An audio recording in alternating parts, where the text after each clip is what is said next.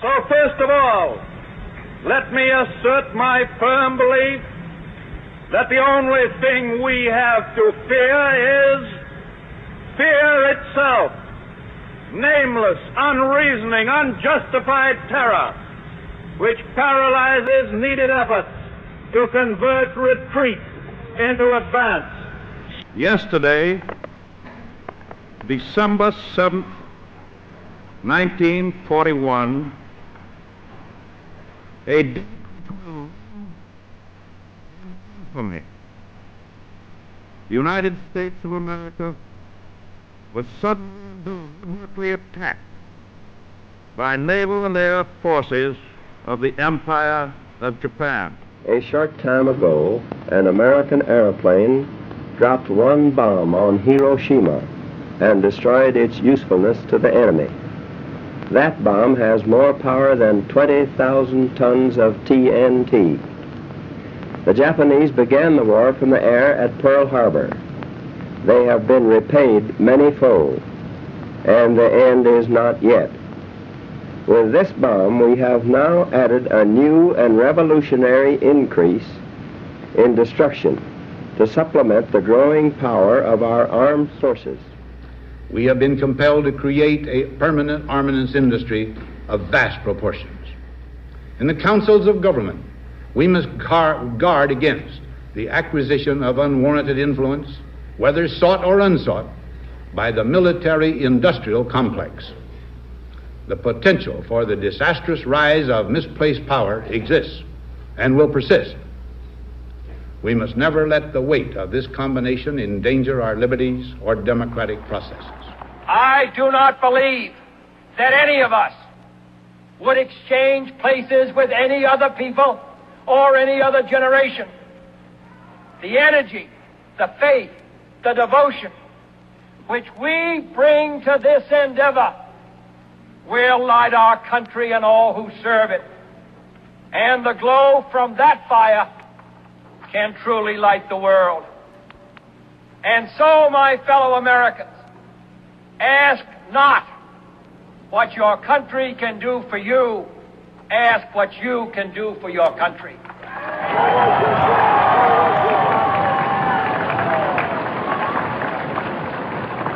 My fellow citizens of the world, ask not what America will do for you, but what together we can do for the freedom of man.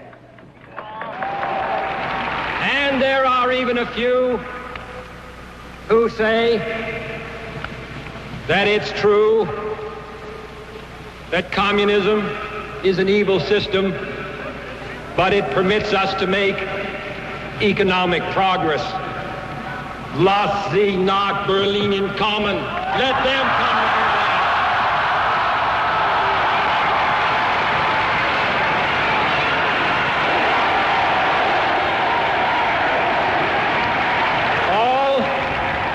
All free men, wherever they may live, are citizens of Berlin.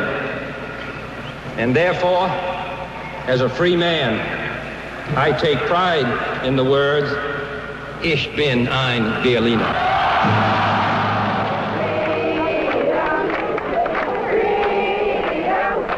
I have a dream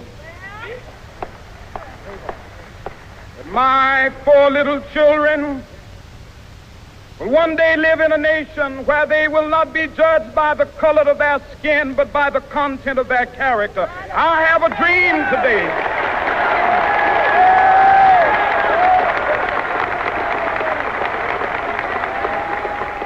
Let freedom ring, and when this happens, when we allow freedom to ring, when we let it ring from every village and every hamlet, from every state and every city, we will be able to speed up that day when all of God's children, black men and white men, Jews and Gentiles, Protestants and Catholics, will be able to join hands and sing in the words of the old Negro spiritual, free at last, free at last, thank God Almighty, we are free at last. There is no constitutional issue here. The command of the Constitution is plain. There is no moral issue. It is wrong, deadly wrong, to deny any of your fellow Americans the right to vote in this country. To know war is to know that there is still madness in this world. There are poor to be lifted up, and there are cities to be built, and there's a world to be helped. Yet, we do what we must. I am hopeful, and I will try with best I can with everything I've got to end this battle and to return our sons to their desires. Yet, as long as others will challenge America's security and test the dearness of our beliefs with fire and steel, then we must stand or see the promise of 2 centuries crumble. All we say to America is be true to what you said on paper. But somewhere I read of the freedom of assembly. Somewhere I read of the freedom of speech. Somewhere I read of the freedom of press. Somewhere I read that the greatness of America is the right to protest far right. And so just as I say we aren't going to let any dogs or water hoses turn us around, we aren't going to let any injunction turn us around. Well, I don't know what will happen now. We've got some difficult days ahead. But it really doesn't matter with me now, because I've been to the mountaintop. I don't mind. Like anybody, I would like to live a long life. Longevity has its place. But I'm not concerned about that now. I just want to do God's will. And He's allowed me to go up to the mountain. And I've looked over and I've seen the promised land. I may not get there with you, but I want you to know tonight that we as a people will get to the promised land.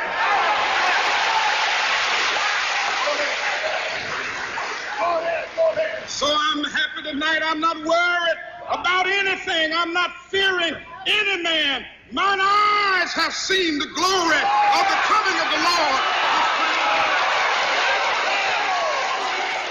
I have some very sad news for all of you, and I think sad news for all of our fellow citizens and people who love peace all over the world.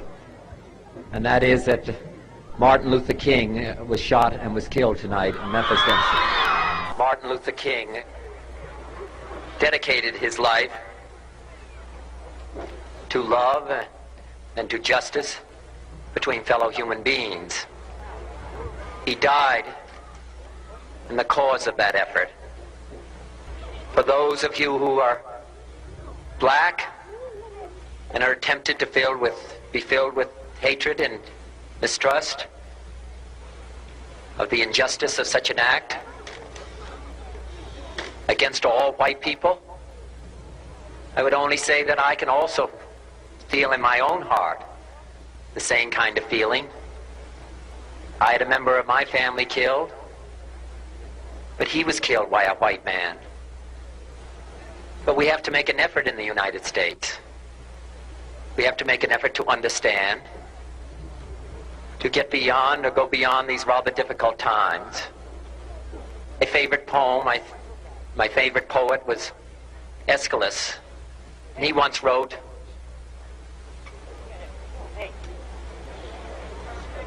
"Even in our sleep, pain which cannot forget falls drop by drop upon the heart, until in our own despair, against our will, comes wisdom through the awful grace of God." What we need in the United States is not division. What we need in the United States is not hatred. What we need in the United States is not violence and lawlessness, but is love and wisdom and compassion toward one another, feeling of justice toward those who still suffer within our country, whether they be white or whether they be black. Throughout the long and difficult period of Watergate, I have felt it was my duty to persevere, to make every possible effort to complete the term of office to which you elected me. In the past few days, however, it has become evident to me that I no longer have a strong enough political base in the Congress to justify continuing that effort. Therefore, I shall resign the presidency effective at noon tomorrow. Vice President Ford will be sworn in as president at that hour in this office. Today is a day for mourning and remembering. Nancy and I are pained to the core by the tragedy of the Shuttle Challenger. We know we share this pain with all of the people of our country. This is truly a national loss. We've never had a tragedy like this. And perhaps we've forgotten the courage it took for the crew of the shuttle. But they, the Challenger 7, were aware of the dangers, but overcame them and did their jobs brilliantly. We mourn 7 heroes. And I want to say something to the school children of America who were watching the live coverage of the shuttle's takeoff. I know it's hard to understand, but sometimes painful things like this happen. It's all part of the process of exploration and discovery. It's all part of taking a chance and expanding man's horizons. The future doesn't belong to the faint-hearted. It belongs to the brave. The Challenger crew was pulling us into the future, and we'll continue to follow them. There is one sign the Soviets can make that would be unmistakable, that would advance dramatically the cause of freedom and peace. General Secretary Gorbachev, if you seek peace, if you seek prosperity for the Soviet Union and Eastern Europe, if you seek liberalization, come here to this gate. Mr. Gorbachev, open this gate. Mr. Gorbachev, tear down this wall. Just 2 hours ago, Allied air forces began an attack on military targets in Iraq and Kuwait. These attacks continue as I speak. Ground forces are not engaged. This conflict started August 2nd when the dictator of Iraq invaded a small and helpless neighbor. Kuwait, a member of the Arab League and a member of the United Nations, was crushed. Its people brutalized. 5 months ago, Saddam Hussein started this cruel war against Kuwait. Tonight, the battle has been joined. Mr. Speaker, Mr. Vice President, members of Congress, honored guests, my fellow Americans. We are fortunate to be alive at this moment in history. Never before has our nation enjoyed at once so much prosperity and social progress with so little internal crisis and so few external threats. Never before have we had such a blessed opportunity and therefore such a profound obligation to build the more perfect union of our founders' dreams. We began the new century with over 20 million new jobs, the fastest economic growth in more than 30 years, the lowest unemployment rates in 30 years, the lowest poverty rates in 20 years, the lowest African American and Hispanic unemployment rates on record, the first back-to-back surpluses in 42 years, and next month America will achieve the longest period of economic growth in our entire history. Good evening. Just moments ago, I spoke with George W. Bush and congratulated him on becoming the 43rd President of the United States. And I promised him that I wouldn't call him back this time. Now the U.S. Supreme Court has spoken, Let there be no doubt. While I strongly disagree with the court's decision, I accept it. I accept the finality of this outcome, which will be ratified next Monday in the Electoral College. And tonight, for the sake of our unity as a people and the strength of our democracy, I offer my concession. For the workers who work here, for the families who mourn, this nation stands with the good people of New York City and New Jersey and Connecticut as we mourn the loss of thousands of our citizens. I can hear you.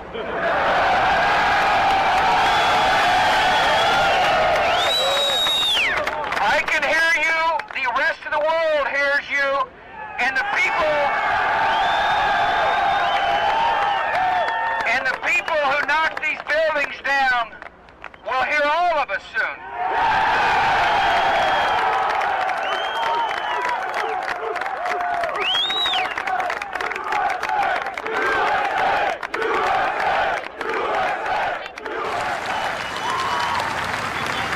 And all those watching tonight from beyond our shores, from parliaments and palaces, to those who are huddled around radios in the forgotten corners of the world, our stories are singular, but our destiny is shared.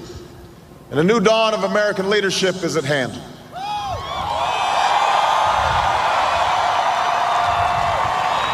To those who would tear the world down, we will defeat you. To those who seek peace and security, we support you.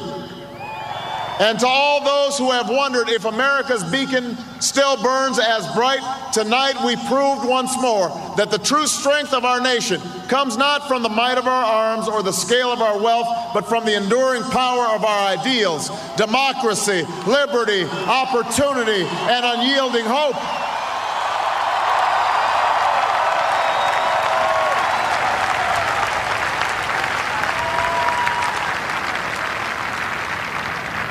That's the true genius of America, that America can change. Our union can be perfected. And what we've already achieved gives us hope for what we can and must achieve tomorrow. This election had many firsts and many stories that will be told for generations, but one that's on my mind tonight is about a woman who cast her ballot in Atlanta. She is a lot like the millions of others who stood in line to make their voice heard in this election, except for one thing. Ann Nixon Cooper is 106 years old. She was born just a generation past slavery, a time when there were no cars on the road or planes in the sky, when someone like her couldn't vote for two reasons: because she was a woman and because of the color of her skin. And tonight, I think about all that she's seen throughout her century in America: the heartache and the hope, the struggle and the progress, the times we were told that we can't, and the people who pressed on with that American creed: yes, we can. At a time when women's voices were silenced and their hopes dismissed, she lived to see them stand up and speak out and reach for the ballot: yes, we can. When there was despair in the Dust Bowl and depression across the land, she saw a nation conquer fear itself with a New Deal, new jobs, a new sense of common purpose: yes, we can.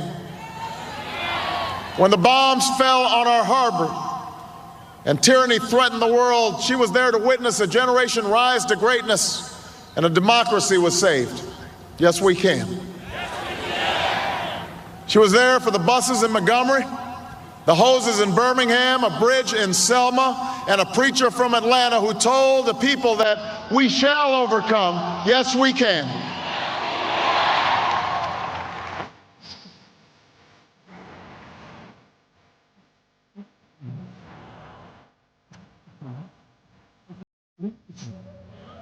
And this year, in this election, she touched her finger to a screen and cast her vote.